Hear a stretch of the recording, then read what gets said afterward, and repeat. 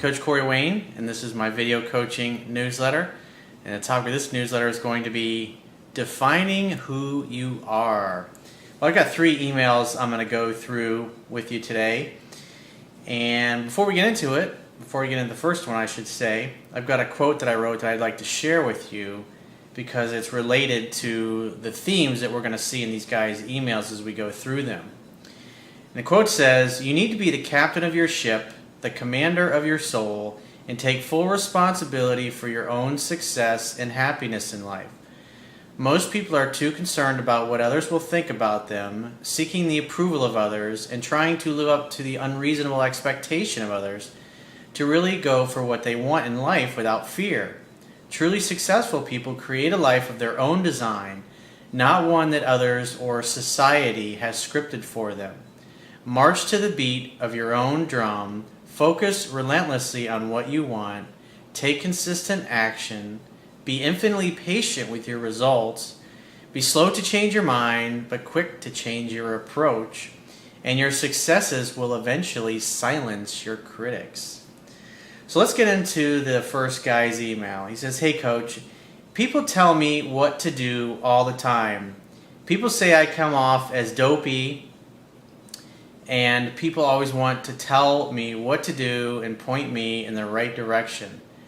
I guess I come off to other people like Napoleon Dynamite, if you've ever seen that movie. Yeah, I watched about a half hour of it, and I just couldn't get in. I was like, this sucks. It's just not my kind of movie." He says, "But just like Napoleon, I like being independent, and I hate how the human race wants to tell me what to do in my life every freaking second. I have told people to quit doing it assertively, yet they keep reverting back to the same old pointing me in the correct direction because he seems lost type of bullshit." Well, maybe you do seem a little lost. Maybe you seem like a guy that doesn't have a purpose and a mission that he's chasing after in life. Maybe that's what they see. He says, "Even when I'm just minding my own business, they do this." He says, "I can't change my personality or what other people think about me." That's correct. I mean, at the end of the day, no one will ever do or say anything that isn't a direct reflection of how they feel about themselves in a moment. He says, "I can't change my personality or what other people think about me and appreciate as much input from others in my life as the average human gets. But how do I tell other people to just quit directing me?" Well, the quality of your life is going to be in direct proportion to the quality of the people who you consistently spend your time with.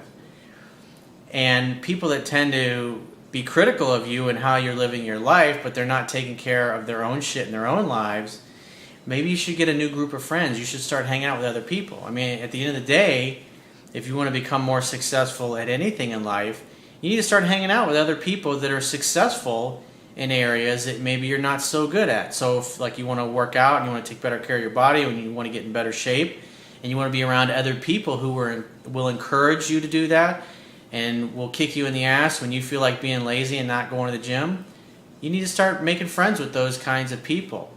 Because if you just kind of hang around other people that are not going for the things they want, they're not taking care of their body, they're not working to improve their success in their dating and their relationship life, or they're not going for their goals and dreams, anytime you step outside your comfort zone, they're going to have something critical to say of you. Like I know when I made the decision to get out of the real estate mortgage business as a full-time career and become a full-time life and peak performance coach, I got a lot of shit from my former business partners and a lot of the people that used to work for me. They didn't like it, and obvious reasons. Their whole way of going about earning income and earning a living, which obviously was me being a part of their lives, was changing. I was literally leaving. I was going on my own path just because my heart was no longer in it. I just didn't have the same internal enthusiasm that I once had, and I got a lot of grief for it. But at the end of the day, what most of them didn't appreciate was that the reason we all enjoyed a tremendous amount of success together was because I had a passion for what I was doing at one point in my life with that particular business and that particular industry. And I spent close to 17, 18 years of my life being focused on real estate, construction, building, mortgages, fixing up foreclosure properties, building new homes, building commercial properties, renovating office buildings, things of that nature. Now, I still love to build, and I still love the smell of fresh cut lumber. I love watching a project go up that I originally at one point had in my mind, a vision of what I wanted to build, and then to see it in the actual field going up. I still enjoy that, but it's not the sole focus of my life anymore. It's just one of the things that I really enjoy. It's part of me. And part of listening to your heart and marching to the beat of your own drum is recognizing and understanding that maybe your passions and your goals and your interests have changed. I mean, because when you look at it, people are living a lot longer these days than they used to. 30, 40 years ago, 50 years ago, people would go to work for one company and they would be with that company until the day they retired. Nowadays, what you see is people are changing careers or companies every 2 to 3 years, whereas one time in history, that was frowned upon because they say, oh, well, you're not real stable. Now it's actually looked favorably upon. I mean, when you look at how the technology sector is constantly changing, and you see companies that been around for a long time and were booming. I mean, you look at like MySpace versus Facebook. I mean, MySpace 5-7 years ago was huge and it was dominating, and then Facebook was just this little company, and now it's like, who's MySpace? I mean, everybody knows who Facebook is. But 10, 15 years from now, the companies that we all talk about and we see, things are going to probably be very different. There'll be new companies that will come on the scene. And so your ability to succeed and thrive in this new world where literally you got industries dissolving overnight. I mean, you look at one of the things that's on the horizon here, 3D printing. I mean, in the next 10 to 20 years, everybody's going to have a 3D printer in their house, and you need a new shirt, you fucking print it out. A piece broke on your car, print it out. You want to print need a new set of dishes, print it out. I mean, technology is evolving to that point. They're even using that technology now to print organs. I mean, it's just absolutely amazing how fast technology is coming along. It's like you've ever watched the old Star Trek show and how you see where they just materialize like a cup of tea or a turkey dinner. I mean, it's kind of like 3D printing is. I mean, when you look at the capabilities and how fast technology is advancing, I mean, think about it. All you'll really end up doing is you'll have a printer, and then you'll just buy the materials that the printer uses to make whatever things it is that you're going to wear or use or consume in your life. I mean, that's going to dramatically change a lot of things in the world in the next 10 to 20 years. So it's exciting. And so your ability to be successful in life long term is going to be directly proportional to your ability to adapt and change and take advantage of opportunities when you see them come along. So, I mean, at the end of the day, for the guy that wrote the email, you've got to do something that you really love in life. You've got to do something you have a real passion for, like something that you feel like you have a burning desire to do. And then go pursue that relentlessly. And like I said, fill your life up with people who support you and who believe in you and who encourage you. And spend less and less time around the people who always have a negative thing to say or are always putting you down. Because at the end of the day, they're just projecting the bullshit that's within inside them anyways. It's like what the Buddha said. If someone gives you a gift and you do not accept it, to whom does the gift belong? So in other words, when people have harsh words or they try to tear you down or have negative things to say towards you, and you don't take that stuff on board, you don't accept it internally as being valid, you just walk away or leave the particular situation, you don't take ownership, then it doesn't have an effect on you. It's all about how you control internally how things that people do and say affect you that determines your attitude and obviously ultimately your trajectory where you end up. So let's get into the second email. This guy says, "Hey Corey, so I've been really lost when trying to figure out exactly what steps to take dealing with getting my ex-girlfriend back. We broke up 3 months ago and it was a mutual thing, sorta." I'd say she obviously probably dumped your ass, but you keep telling yourself that. He says, "We both were stressed and just let the relationship get to the bad point." Well, that tells me obviously at some point you no longer had the same internal enthusiasm for this particular woman, this particular relationship that you once did, and so you stopped putting your best foot forward. It's kind of the same thing I was talking about earlier, like when I no longer had the same internal enthusiasm for the real estate and construction industry and the mortgage industry that I once had, and I ended up getting out of it before everything crashed and I was able to save all of my net worth and my equity that I had in real estate before I did. It's not that I planned it that way. It's just I was listening to my heart. I was trusting what felt right for me, and things had changed. And so I started moving in a new direction. And sometimes this is what happens in life. Sometimes relationships just run their course.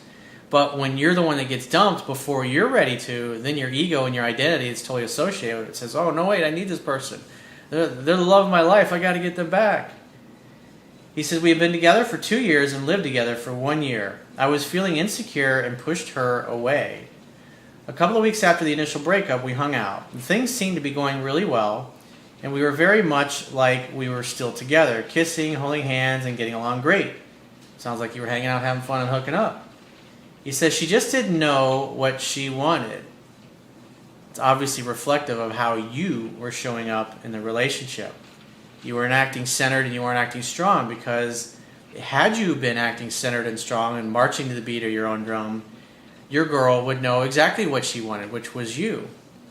But because, just like you said here, I was feeling insecure and I pushed her away. So in essence, you were feeling unworthy and like you didn't deserve her, and so that affected how you showed up. It affected your body language, your physiology, the words that came out of your mouth, and you drove her away because of that. It's like you were kind of like the quote that I said yesterday. It's like a man without a purpose is like a ship without a rudder.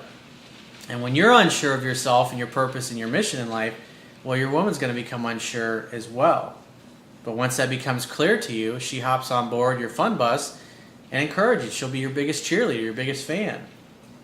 He says, I know I should have backed off a bit then, but I was one of the 97% that didn't know how to truly deal with women, and I messed it up, and I kept pushing for the title of girlfriend, boyfriend.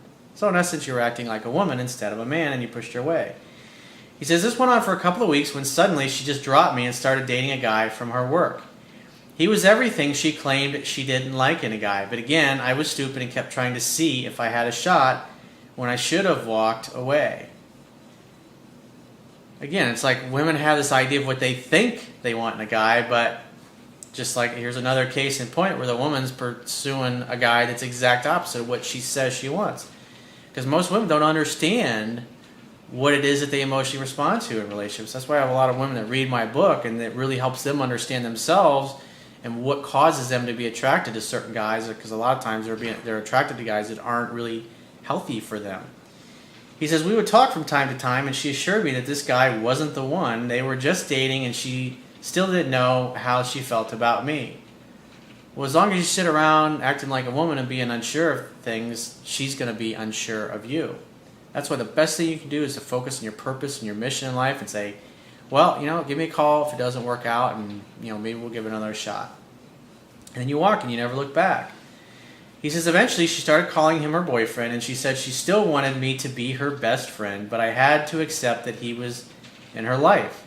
She felt that we were the perfect couple and were two peas in a pod, and she wanted me in her life still. She wanted you as her emotional tampon and her therapist, because obviously this guy's probably a little bit of a bad boy, and he probably did none of that stuff. He probably didn't know how to communicate with her and open her up, and that's what she's got you for, to be her emotional tampon. He said, I responded by saying I couldn't be in her life if she had a boyfriend, as I didn't want her to just be a friend. She even admitted at this time that if I had proposed, she would have said yes, and I have been planning the proposal at the time of the breakup. Sounds like thunder. He says, I told her I know we have a future together, and I hope she won't regret losing me. I was being a little cocky. I cut all contact with her then. A week later, she contacted me about some items of her clothes that she thought I had of hers. He said I didn't have what she thought, or what she was looking for. He says the subject of us came up again, and she said she was thinking a lot about the things I said regarding our future together. And I said, baby, I love you. I think it's great, but it's a moot point. You got a boyfriend, so if it doesn't work out, give me a call, because I would love to see you. He says it was then that she also told me things weren't perfect with the new boyfriend, and she was thinking about me more and more.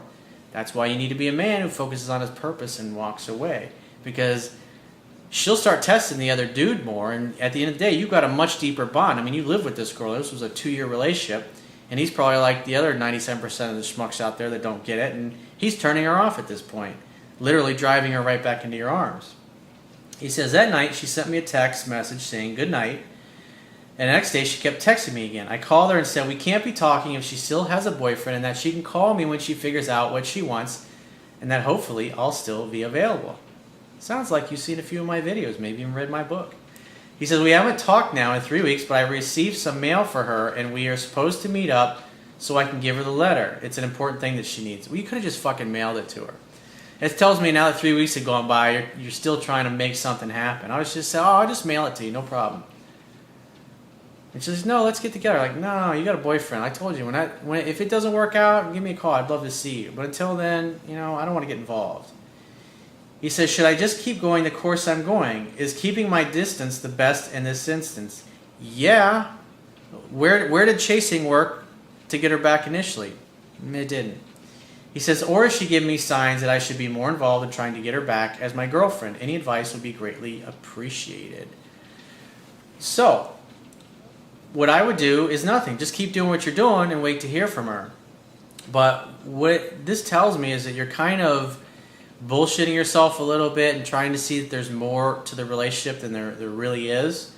And you're coming up with excuses to chase her and to pursue her. And if you do that, she's going to keep dating this other guy and keep you on the side as just a friend. Because remember, she wanted you to be just a friend.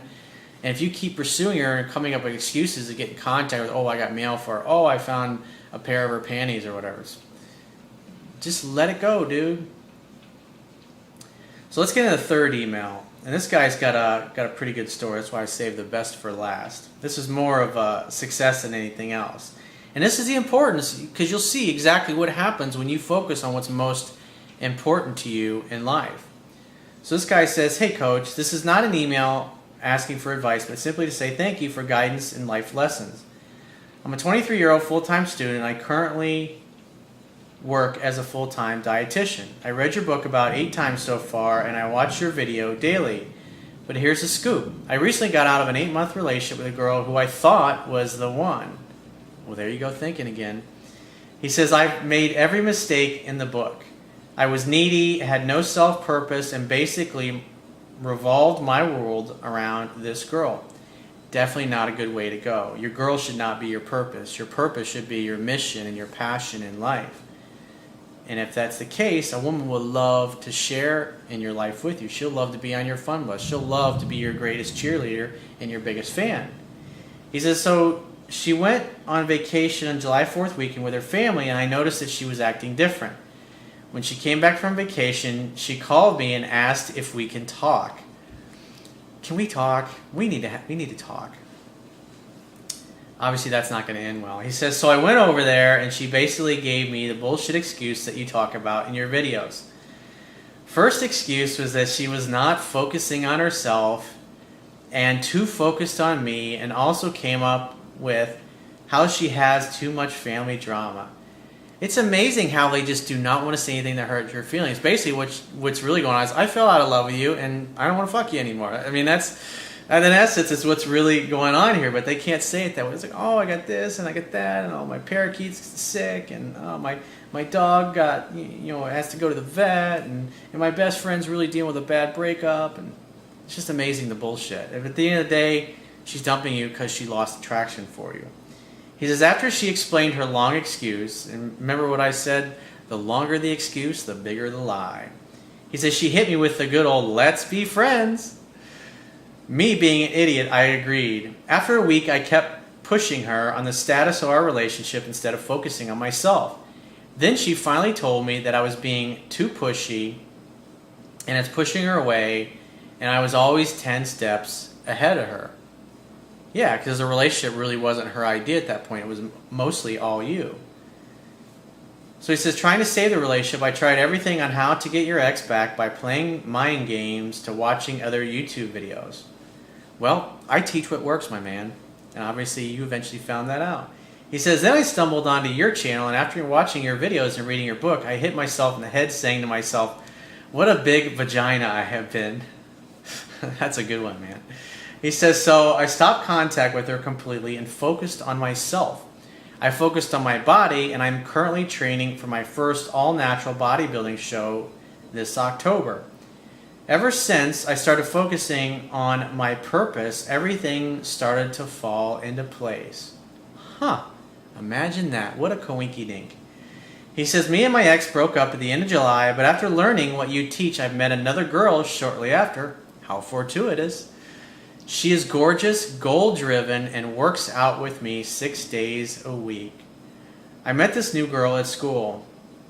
It's funny because the new girl constantly wants to hang out and spend the night at my place.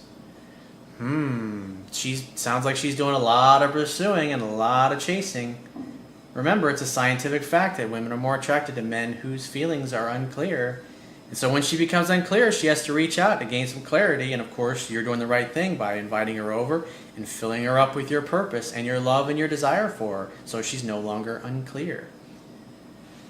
He says she's only been with one guy in her life and is super religious, but applying what you teach, being mysterious, funny, flirtatious, and just focusing on hooking up, she eventually caved 4 weeks into us hanging out. Shocked. High attraction level cuts through everything. Her religious background, what her family thinks, what her friends think, doesn't matter when she has a high level of attraction for you. It is on.